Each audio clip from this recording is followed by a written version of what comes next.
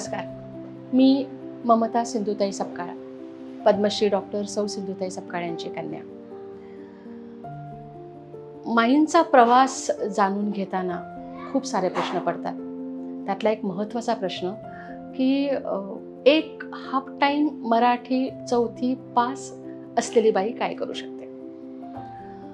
मी जेव्हा आईचा प्रवास बघते, आईच्या आयुष्याकडे बघते, तेव्हा एक गोष्ट लक्षात येतं की तिने ठरवून काहीही केलेलं नव्हतं. तिचे कुठले असे मोठे मोठे प्लॅन्सही नव्हते.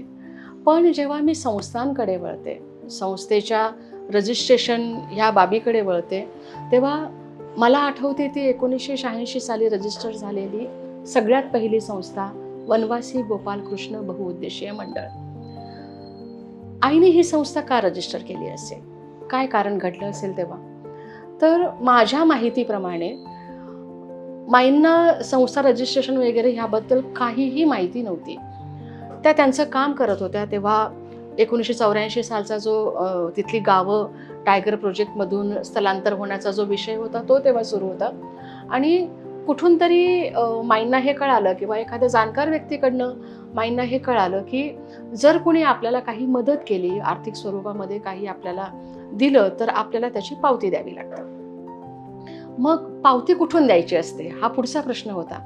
पुढे त्यांना हे कळालं की जर आपण चॅरिटेबल ट्रस्ट अंतर्गत म्हणजे चॅरिटेबल डिपार्टमेंट अंतर्गत जर आपण एक चॅरिटेबल ऑर्गनायझेशन रजिस्टर केली, धर्मादाय आयुक्तांचं जे डिपार्टमेंट आहे त्याच्या थ्रू, तर आपण बरंच काही काम करू शकतो.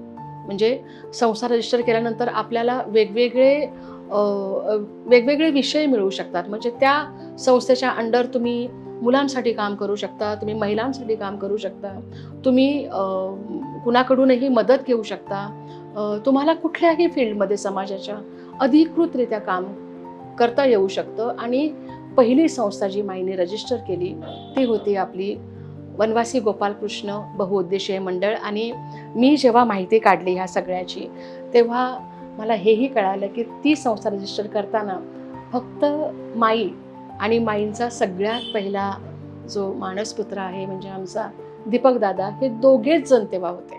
आणि त्यांना मदत करणारे मला वाटतं अकोल्याचे विठ्ठल मोहिते सर म्हणून होते, ज्यांना या गोष्टींची थोडीफार माहिती होती. त्यांनी त्यावेळेला टेक्निकल बाजू सगळ्या सांभाळल्या आणि 1986 साली आपली पहिली संस्था, माईंची पहिली संस्था वनवासी गोपालकृष्ण बहुउद्देशीय मंडळ रजिस्टर झाली. 40 वर्षापूर्वी रजिस्टर झालेली ही संस्था आज जेव्हा तुम्ही त्या संस्थेकडे बघता, तेव्हा तुम्हाला माईंच्या ज्या बाकीच्या संस्था आहेत, म्हणजे जसं ममता बाल सदन सासवडची संस्था झाली, सावित्रीबाई फुले चिखलदऱ्याची संस्था झाली, गोपाल देशी गोशाळा, परत आपली कुंभारवळ्यांची संस्था, ह्या तीनही संस्था आज वनवासी गोपालकृष्ण बहुउद्देशीय मंडळाच्या अंतर्गत ह्या काम करत आहेत.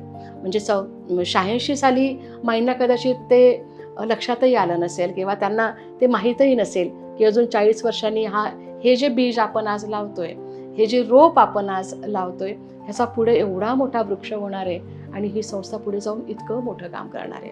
म्हणजे हे सगळ्यांना माहिती आहे की ममता बाल सदन ही आपली मुलींसाठी काम करते. तिथे आज घडीला 85 मुली आहेत ज्यांचं अन्न, वस्त्र, निवारा, शिक्षण आणि पुनर्वसन ही जी आमची पंचसूत्री आहे, त्या पंचसूत्रीवर आधारित तिथे काम केलं जातं. दीपकदादा तिथलं काम बघतात. आणि वनवासीची जी दुसरी संस्था आहे ती चिखलदऱ्यामधील सावित्रीबाई फुले मागासवर्गीय मुलींचं वसतिगृह, जिथे मागासवर्गीय मुली आणि आदिवासी मुली त्यांना सांभाळलं जातं. त्यांच्या शिक्षणासाठी माईंनी ती संस्था सुरू केली होती. आणि तिसरी जी आहे ती आपली कुंभारवळ्यांची गोपाल देसी गोशाळा, जिथे गायींचा सांभाळ केला जातो.